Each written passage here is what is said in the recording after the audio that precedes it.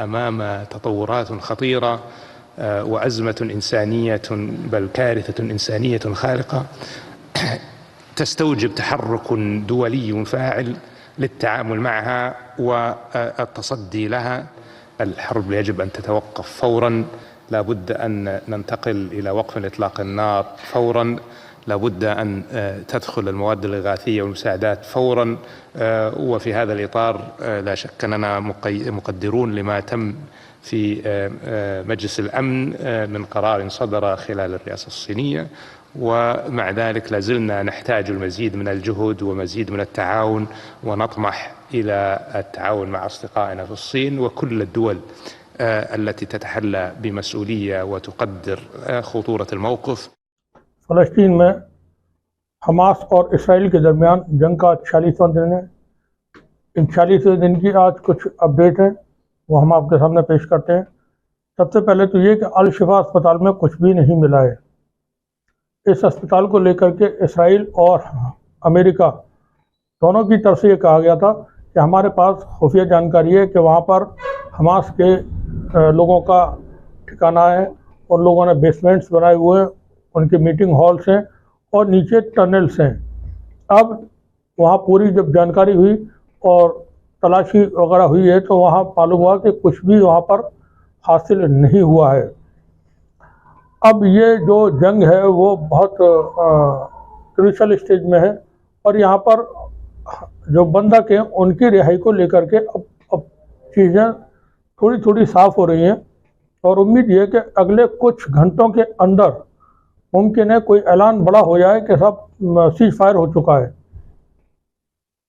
America की तरफ से भी जो बाइडेन की तरफ से इसको लेकर के बयान है, इसराइल की तरफ से कोई प्रतिक्रिया नहीं दी गई है, लेकिन हमास ने ज़रूर इसको लेकर के अपना बयान जारी किया है। तो अब जाकर के ये पूरी तरह से उम्मीदें हैं कि सीज फायर हो जाएगा, क्योंकि आज कल पहुँचे थे, आज भी चीन के अंदर हैं तमाम अरब और मुस्लिम देशों के विदेश मंत्री और वहाँ पर उन्होंने चाइना के विदेश मंत्री के साथ बहुत लंबी बात की है। गाज़ा पर सिर्फ बात करने के लिए पहुँचे हुए हैं और कोई किसी तरह का दूसरा इशू नहीं है, क्योंकि अमेरिका की तरफ से किसी तरह का कोई उसमें रिजल्ट नहीं आ रहा था, सीज फायर वगैरह नहीं हो पा रहा था और इसराइल की गोलाबारी कम नहीं हो रही थी। अब ये तमाम विदेश मंत्री अरब और इस्लामिक देशों के, मुस्लिम देशों के सब चाइना पहुँचे हुए हैं और आज ही कतर के विदेश मंत्री मॉस्को पहुँच रहे हैं। कल ये सभी जो इस वक्त चाइना में हैं वो मॉस्को में होंगे। मॉस्को में वो रूस के विदेश मंत्री के साथ गाज़ा के मुद्दे पर बातचीत करेंगे। वहाँ भी सिर्फ एक ही इशू है, गाज़ा। तो हमने बिल्कुल शुरू में आपको रिपोर्ट्स दिखाई थी, अगर आपने देखी होंगी और नहीं देखी है तो आप हमारे वीडियोस देख सकते हैं, हमारे यूट्यूब अकाउंट पर मौजूद हैं। उनमें हमने ये बताया था कि रूस और चीन इस जंग में सब कुछ डिसाइड करेंगे। अब ये वक्त आ चुका है कि रूस और चीन डिसाइड करने जा रहे हैं। सबसे पहले तो एक अच्छी जो खबर है वो सीज फायर को लेकर के, कि सीज फायर को लेकर के तकरीबन सारी की सारी जो फरीक हैं वो एग्री हो गए हैं। हमास के नेता इस्माइल हनिया ने कहा कि उनका और इसराइल के साथ युद्ध में जो बंधक हैं उनकी रिहाई को लेकर के हम बहुत नज़दीक हैं समझौते के। अमेरिकी राष्ट्रपति जो बाइडेन ने इशारा देते हुए कहा है कि इसराइली बंधकों को लेकर समझौता पूरे होने के काफ़ी करीब हैं। अब चूँकि कल ये सब लोग रूस में मिलेंगे और रूस के अंदर जो बातें हैं वहाँ डिसाइड होंगी। गाज़ा के ऊपर सारी बातचीत होनी है। सऊदी अरब की तरफ से बहुत साफ साफ क्राउन प्रिंस मोहम्मद बिन सलमान ने कहा है कि इसराइल जो कुछ कर रहा है वो कत्लेआम है और वहाँ सीज फायर फ़ौरन जारी होना चाहिए और ये कत्लेआम रुकना चाहिए। और पूरी दुनिया के सभी मुल्कों से उन्होंने इस पे यहाँ अपील की है। सऊदी अरब के विदेश मंत्रालय की तरफ से भी इसको लेकर के बयान है, जो इस वक्त विदेश मंत्री चाइना में है। उन्होंने बयान जारी करके कहा है, उनका वीडियो आपको इस रिपोर्ट के आखिर में देखने को मिलेगा। उन्होंने चाइना से कहा है कि फ़लस्तीन के अंदर इसराइल कत्लेआम कर रहा है, बच्चे, औरतों, बुजुर्गों, नौजवानों का कत्लेआम कर रहा है, स्कूलों, अस्पतालों, चर्चों, मस्जिदों और रेफ्यूजी कैंप्स को निशाना बना रहा है और ये सब बंद होना चाहिए तत्काल। अच्छा, अब जो सीज फायर है उसको लेकर के एक बार फिर बता दें, ये बातचीत कतर के अंदर हो रही है। कतर, चूंकि तालिबान का भी समझौता अमेरिका के साथ कतर ने करवाया था, दोहा में सारी बातचीत हुई थी और इमरान खान की सरकार ने तालिबान के जितने लीडर्स पाकिस्तान में थे सबको रातों रात रिहा किया था और फिर वो कतर शिफ्ट कर दिए गए थे, वहीं सारी डील हो गई थी। कतर के विदेश मंत्रालय के प्रवक्ता माजिद अल अंसारी ने कहा कि किसी समझौते को लेकर हम जितना इस वक्त करीब हैं इतने अब से पहले नहीं थे। डील अहम और आखिरी दौर में है। इसराइल की तरफ से अभी कोई बयान नहीं आया। नेतन्याहू ने कहा है कि हम जंग तब तक जारी रखेंगे जब तक बंधक रिहा नहीं हो जाते हैं। अच्छा, यहाँ जो डील हो रही है उसके बारे में थोड़ा सा और बता दें कि ये जो डील है इसके मुताबिक 5 दिन का पॉज होगा, परमानेंट सीज फायर होगा और इसकी निगरानी की जाएगी कि किसी तरह से कोई इसको ब्रेक तो नहीं कर रहा है। और निगरानी करने के लिए संयुक्त राष्ट्र संघ के लोग होंगे वहाँ पर, जो हेलीकॉप्टर्स वगैरह से, ड्रोन वगैरह से उसकी निगरानी करेंगे। 300 महिलाओं और बच्चों को रिहा करेगा इसराइल फर्स्ट फेज में। बदले में हमास की तरफ से 50 इसराइल के बंधकों की रिहाई। जंग अभी चली रही है जैसे भी हालात हैं, और जिस वक्त हम ये वीडियो आपके सामने पेश कर रहे हैं, बना रहे हैं, उस वक्त भी गाजा के अंदर इंडोनेशिया हॉस्पिटल पर बहुत भारी गोलाबारी जारी है इसराइल की तरफ से। चाइना में जो वार्ता चल रही है इस वक्त विदेश मंत्रियों की, अरब और मुस्लिम देशों के, कल ये सब जैसा बताया मॉस्को पहुंच रहे हैं। मॉस्को के अंदर रूस के विदेश मंत्री के साथ इनकी बातचीत होनी है।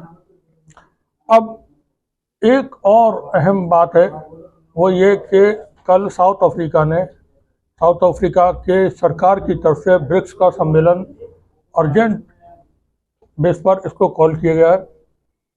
तो कल 2 बड़ी सभाएं दुनिया में हो रही होंगी और वो सिर्फ और सिर्फ फ़लस्तीन को लेकर के, गाजा को लेकर के, इसराइल के आतंकवाद को लेकर के, इसराइल के कत्लेआम को लेकर के हो रहे होंगे। साउथ अफ्रीका का स्टैंड फर्स्ट डे से और बहुत पहले से क्लियर रहा है, रूस का भी और चीन का भी क्लियर रहा है। साउथ अफ्रीका की सरकार ने इसराइल के विदेश के जो एम्बेसडर थे उसको निकाल दिया था अपने यहाँ से, और अपने एम्बेसडर को इसराइल से वापस बुला लिया था जंग के शुरू में ही। अब कल जब ब्रिक्स का सम्मेलन है तो इस ब्रिक्स में जो परमानेंट मेंबर्स हैं उसमें भारत है और चाइना है, रशिया है, ब्राज़ील है। इनके जो राष्ट्रपति हैं या हेड ऑफ द स्टेट हैं वो कल वर्चुअली इस समिट को एड्रेस करेंगे। इसके अलावा ब्रिक्स में इसी साल कुछ नए मेंबर्स भी शामिल किए गए थे। उनमें जो सदस्य देश शामिल किए गए थे उसमें अर्जेंटीना, ईरान, सऊदी अरब, यूएई, इजिप्ट को शामिल किया गया था। इनके भी हेड ऑफ द स्टेट कल एड्रेस करेंगे। साथ ही संयुक्त राष्ट्र संघ के महासचिव एंटोनी गुतेरस वो भी वर्चुअली संबोधित करेंगे। अब एक फिल्म आई थी फंस गए ओबामा, कल मोदी साहब क्या कहेंगे सबको ये देखना होगा। भारत सरकार के प्रधानमंत्री क्योंकि चीन के राष्ट्रपति संबोधित करेंगे, रूस के राष्ट्रपति संबोधित करेंगे, साउथ अफ्रीका के राष्ट्रपति संबोधित करेंगे, तो भारत की तरफ से भारत के प्रधानमंत्री उम्मीद करते हैं वो संबोधित करेंगे। विदेश मंत्री या किसी और के का कोई मतलब बनता नहीं है। बहुत अहम यह समिट है। सऊदी अरब के क्राउन प्रिंस भी इसको एड्रेस करेंगे और ईरान के राष्ट्रपति। तो दो लोगों के ऊपर बहुत नजर रहेगी, ईरान क्या कहता है और भारत क्या कहता है। ईरान तो जो कहना है कहा हुआ है उसने, जो करना है वो सब कुछ कर भी रहा है। भारत की सरकार के बहुत अच्छे बड़े गहरे संबंध हैं इसराइल के साथ और अमेरिका के साथ। भारत इनके अपने क्लब में शामिल है। जो ब्लॉक्स नए बन रहे हैं उसमें वो अमेरिका के ब्लॉक में है। दोस्ती उसकी रूस के साथ ही बहुत अच्छी है और भारत के रूस के साथ ऐतिहासिक संबंध हमेशा रहे।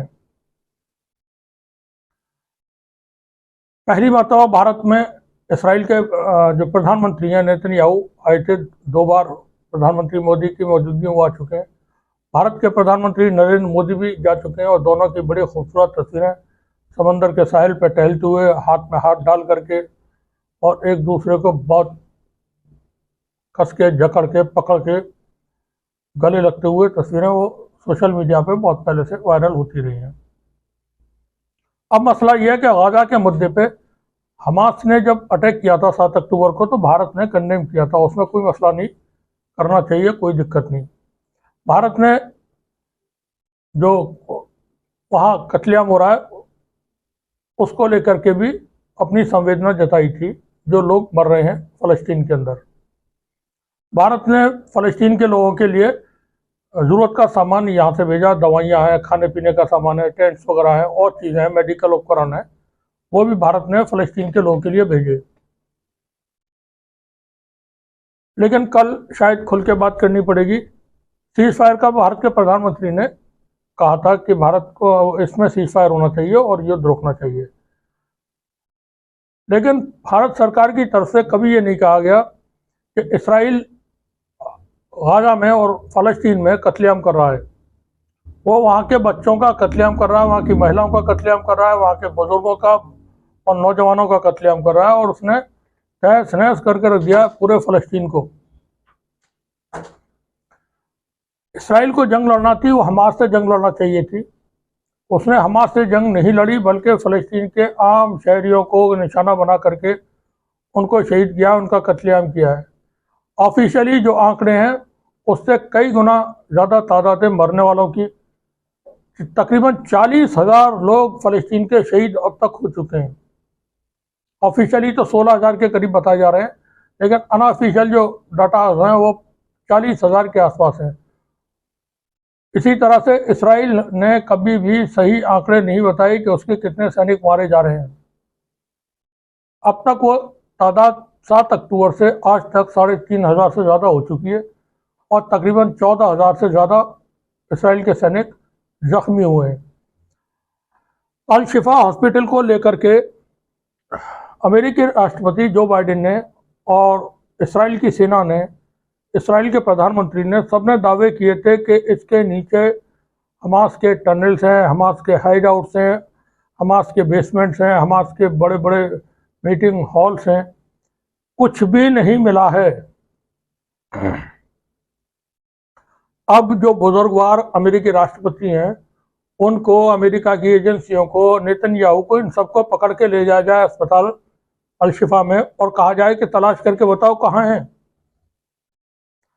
इसराइल का मीडिया पूछ रहा है अपनी सरकार से कि आप कह रहे थे कि 200 हमास के सैनिक यहाँ पर मौजूद हैं अल शिफा हॉस्पिटल में, वो क्या बूंदे बन करके एवोपरेट होकर के यहाँ से उड़ गए?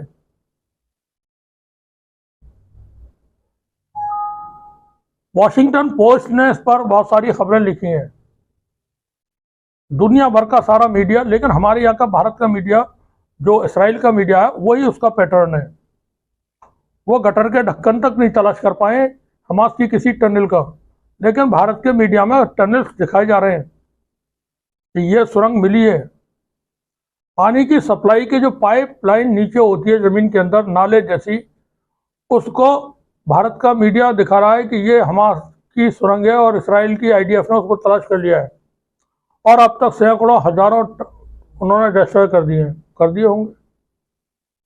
भारत का मीडिया कुछ भी कर सकता है, मानना पड़ेगा। नहीं मानोगे तो फिर सरकार उनके साथ में, आरएसएस। बड़े बड़े उद्योगपति। खैर, अब कल जो समिट होने जा रहा है, तो जो अहम मीटिंग्स हैं, क्योंकि सीज फायर का तो लेआउट तकरीबन तैयार है, कतर की मौजूदगी में ये सारी तैयारियां वो बातचीत चल रही है, वार्ता। और कतर एक बड़ा इंपॉर्टेंट कंट्री है अरब का। अफगानिस्तान के साथ भी अमेरिका की डील कतर ने करवाई थी दोहा में, वही एग्रीमेंट साइन हुआ था ट्रंप की सरकार के दौरान। जो मसौदा तैयार हुआ है उसकी अपडेट्स जो मीडिया के जरिए हासिल हो रही हैं वो हम आपको बता दें।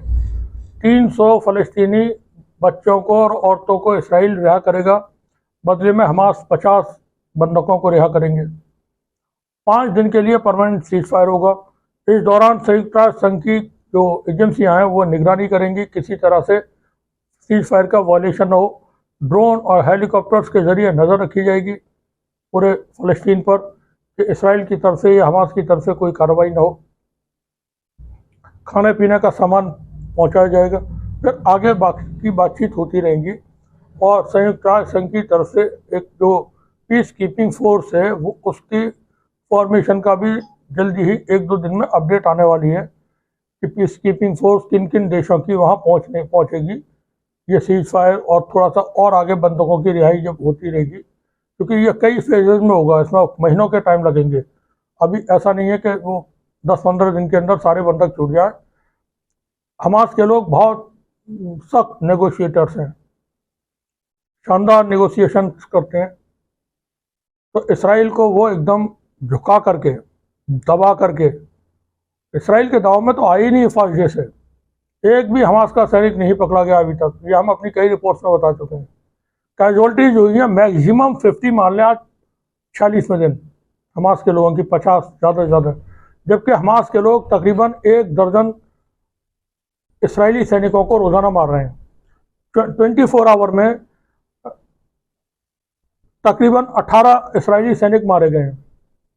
तो उम्मीद ये रखें, उम्मीद है कि अगले बस कुछ ही वक्त में, घंटे 2 घंटे के अंदर भी मुमकिन है कोई डिक्लेरेशन हो जाए। क्योंकि अब चीन और रूस, देखिए अमेरिका सपोर्ट करता है इसराइल को, अब इसराइल को रूस सपोर्ट नहीं कर सकता है किसी भी सूरत में। हमास को रूस मिसाइल, एंटी मिसाइल जो सिस्टम है वो डिफेंस सिस्टम वो दे रहे हैं, लेटेस्ट मिसाइल्स दे रहे हैं, रशिया की तरफ से मिल रहे हैं उसको। चीन के साथ फ़लस्तीन के लीडर यासिर अराफात के बहुत ही नज़दीकी ताल्लुकात थे। 70-80 के दशक में चाइना के अंदर फ़लस्तीन का ऑफिस खुल चुका था। फ़लस्तीन की सरकार को चीन ने मान्यता दे दी थी और चीन तभी से फ़लस्तीन को सपोर्ट करता है। और यह लड़ाई तो चीन की है जो इस वक्त चल रही है, तो चीन यहाँ पर एक अच्छा रोल प्ले करेगा। अभी तक उसका रोल अच्छा रहा है। चीन की तरफ से बयान नहीं आते हैं कभी, क्योंकि वो बिल्कुल खामोशी से अपना जो काम है काम करते रहते हैं। वो बयानबाजी और धमकाना और डराना और बाकी चीज़ें हैं उस पर नहीं। मोदी साहब कल क्या कहते हैं इस पर सबकी नज़र रहेगी। बने रहिए, देखते रहिए, हम भी देखेंगे क्या कहते हैं वो। फिलहाल राजस्थान के चुनाव में उनकी बयानबाजी और बड़ी बड़ी रैलियां हो रही हैं। उन्होंने वहाँ कहा कि इस तरह से बटन दबाना है जैसे किसी को फांसी देते हैं। तो हम उम्मीद करते हैं कि कल हो सकता है कि वो यहाँ से कोई ऐसा बयान दें कि इसराइल के लोगों को आप फांसी दे दो, इसराइल के प्रधानमंत्री को फांसी दी जाए। क्योंकि देखें, जो भी कोई बदमाश किस्म का इंसान है, जो इंसानियत को ख़तरा है, उसको तो फिर सज़ा मिलना चाहिए। तो हम उम्मीद ये करते हैं कि प्रधानमंत्री नरेंद्र मोदी कल डिमांड करें कि इसराइल के प्रधानमंत्री को अंतर्राष्ट्रीय कोर्ट में खड़ा करके उसके खिलाफ मुकदमा चला जाए और उसको फांसी की सज़ा हो। शुक्रिया आप सभी का और देखते रहिए टीवी न्यूज़।